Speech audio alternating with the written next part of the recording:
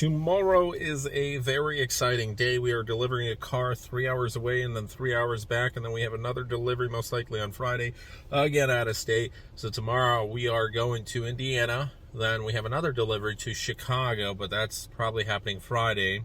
And then Friday most likely as well, or Saturday, we have a delivery to Wisconsin. So Illinois, Wisconsin, and Indiana. Pretty exciting. With that, it's going to be very busy. So, guys, today my name is Michael, and we are discussing about the Bitcoin Jesus. That's what he calls himself. And he owes $48 million to an exchange, which then took his debt and sold that as a token to its users. So this is kind of like, I'll take your debt, we take this debt, we make it another debt, and then it's like, what is going on here? Welcome to crypto. We are talking about Roger Ver, the creator of Bitcoin Cash, and there is so much controversy regarding this gentleman, and it's crazy. But as always, there's a little bit of drama in the Bitcoin world, mainly around him. He claims that this is false. He does not owe any money to any exchange named COINFLEX. Well, COINFLEX disagrees, and let's get into it. Let's go through the details. So let's recap.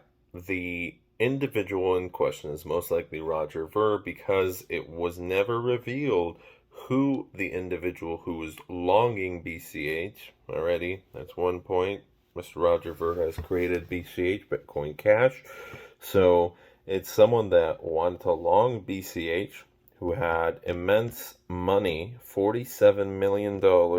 So that definitely nails down the suspects. And it was most likely someone who was involved with the company because COINFLEX gave special treatment to this investor, where Roger Ver is an investor not only through the platform as a client, but he's actually an investor in the company COINFLEX.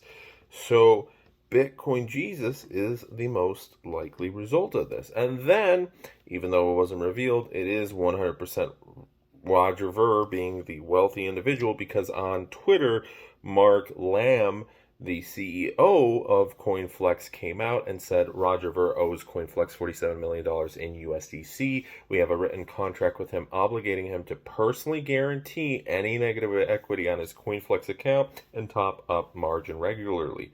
Well, he didn't do that, obviously. He didn't fulfill his share of the bargain, even though he promised he would do that.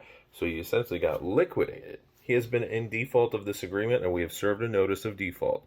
Roger Ver responded, recently some rumors have been spreading that I've defaulted on a debt to a counterparty. These rumors are false. Not only do I not have a debt to this counterparty, but this counterparty owes me a substantial sum of money, and I'm currently seeking the return of my funds. So it's actually the other way. In which response, Mark Lamb said he's denying that the debt pertains to him, and so we felt the need to clarify to the public that yes, the debt is 100% related to his account. Roger Ver is a citizen of the EU, who we believe has significant assets in the US, UK, and other relevant jurisdictions. COINFLEX also categorically denies that we have any debts owing to him. His statement is blatantly false. It's unfortunate that Roger Ver needs to resort to such tactics in order to deflect from his liabilities and responsibilities. And now it goes to another segment. By the way, Roger Ver RV. So COINFLEX decided to make RV token. That's right. Maybe it's a coincidence. Maybe it's Roger Ver, but it is what they came up with, that it's basically a debt of a debt that's tokenized, that's going to be bringing 20% APY to any users who do invest in it. And Mark Lamb came out, this could be a lie, could be completely false just to string people along, or maybe it's actually happened. Mark Lamb said over 50% of the tokens that were supposed to get allocated for rvUSD have been now accounted for, that people want to actually invest because they're going to get 20% APY. But how can we trust COINFLEX, which as of the past couple of days they stopped all withdrawals? Answer is we cannot. We don't know when they're going to reactivate the withdrawals. The reason they stopped withdrawals is because with this $47 million missing that they thought Roger Ver would pay him, most likely Roger Ver is lying right now. There's been tons of controversy in the past. So with that $47 million missing, they don't have enough funds to pay back, just like a bank. It's the run on the bank, except in this point, they are insolvent. And they said up until June 30th. Maybe this is just buying time. So we'll see. So COINFLEX messed up. Roger Ver messed up. COINFLEX trusted Roger Ver to pay him back. Roger Ver probably thought everything's going great until the market crashed.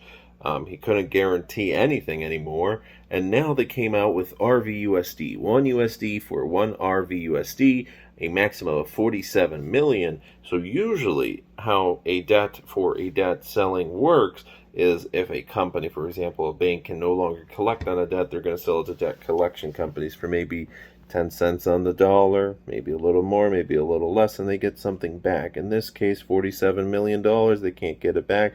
They'd sell it to a debt collector for 4.7, or anybody else, or even if they made this coin, it would make a little more sense. Here, the percentage that someone is purchasing this debt for is very high. Even if you do include the 20% APY on it, you're still purchasing it in the 80s, where, again, that's crazy. If you purchased it for a maximum of 60, 50, 40, 30, 20%, that would make a lot more sense. Eligible investors only. Non-U.S. resident sophisticated investors are eligible, which, by the way, disqualifies a lot of people because you have to have an annual income of at least $200,000 or have a net worth of at least $1 million or more. Crazy. So maybe Roger Ver should just buy off his own debt at a discount of 20%. Nobody knows where the yield's coming from. So DeFi's greatest selling point is pretty much grifting all the institutions in the crypto space. Now, DeFi was supposed to be faster, better, and yet it's turning into the exact same reason Bitcoin was created. It's turning into the banks, or even worse, actually. This is essentially 2008 on steroids. It's a speed run of how to make a crisis. And right now, there's a lot of unsecured loans that are unfortunately being defaulted on in DeFi, and they're not a small penny. This is what bankrupts these companies. They go insolvent and they can no longer pay back. And Roger Ver, in this case, you know, what's the saddest part? If he just held on to Bitcoin, never made Bitcoin Cash, probably could have been very wealthy and have forgotten all about this. But he decided to go a different way. So not to say that his way was wrong. He's still in a much better position than many people are because he has a $47 million debt. It is much better to have a debt like that, especially unsecured. What can you do? Is he going to get a debt collection? He's not even in the United States. So he doesn't care about a credit score. He doesn't care about that. But the average Joe is going to be affected because the average Joe who's using COINFLEX right now cannot withdraw their money. And for some people that might be $100. Other people might have 100,000. That's pretty much it. So thanks so much. Have a great rest of your day. Take care. Thanks so much for joining me in on this video today. I've got a pounding migraine, so I kind of look a little Thanks for watching. Have a great rest of your day. And as always, see you guys tomorrow. Have a good one. Take care of yourselves. Get lots of sleep. Enjoy summer. Have a good one. Bye.